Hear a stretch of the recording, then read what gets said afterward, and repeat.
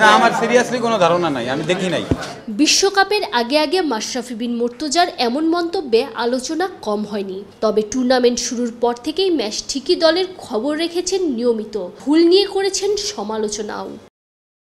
বিশ্বকাপের বাংলাদেশের শেষ ম্যাচের পরও তার ব্যতিক্রম হয়নি। তবে এবার যেন ক্ষোভের চেয়ে টাইগাররা সাবেক অধিনায়ককে এনে দিয়েছে হতভম্ব করে দেওয়ার উপলক্ষ।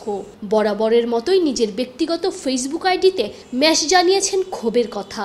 ESPN ক্রিকইনফোর শোতে তামিম ইকবালও হতাশা প্রকাশ করেছেন টাইগারদের ইন্টেনশন নিয়ে। বিশ্বকাপে নিজের শেষ ম্যাচে 50-র দেখা পেয়েছেন লিটন কুমার দাস। শুরু থেকে ব্যাট করেছেন শেষ পর্যন্ত, তাই দায়িত্বও ছিল বেশি। অথচ সেমিতে ওঠার বিন্দুমাত্র লক্ষণীয় খেলেনি, কারণ ম্যাচের মতে লিটন আর নন স্ট্রাইকার ব্যাটারের কাছে কি করতে হবে তার পরিষ্কার ধারণাই নাকি ছিল না। 12 ওভার 1 বলে মামুলি টার্গেট 116, এর বাইরে কিছুই ভাবার সুযোগও ছিল না। অথচ শুরুতেই 3 উইকেট হারিয়ে শান্তরা হাঁটলেন সম্মানজনক জয়ের পথে। তাই মাশরাফির কড়া মন্তব্য, শেষমেশ ম্যাচটা জিতলেও বিবেকের কাছেই হেরে যেত বাংলাদেশ। সাবেক কাপ্তান অবশ্য আফগানদের প্রশংসা করতেও ভোলেননি।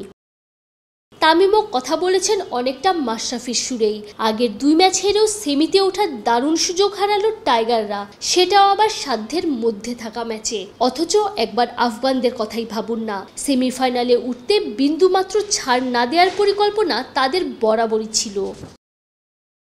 5-স্টার রেটিং প্রাপ্ত BLDC টেকনোলজির Walton super saver ceiling fan 65% পর্যন্ত বিদ্যুৎ বিল সাশ্রয় করে আপনাকে রাখে প্রশান্তিতে। ওয়ালটন ফ্যান হাওয়া বদলে দেয়। বনের বাঘে না, মনের বাঘই বিশ্বকাপে বাংলাদেশকে আরও একবার খেয়ে ফেলল। অতি রক্ষণাত্মক সম্মানজনক জয়ের মানসিকতায় বাংলাদেশকে পিছিয়ে দিল কয়েক ধাপ। তাতেই হাতের মুঠোর ম্যাচটা ফসকে গেল, ঠিক যেন কই মাছের মতো। তানজিম ঐশী, অলরাউন্ডার।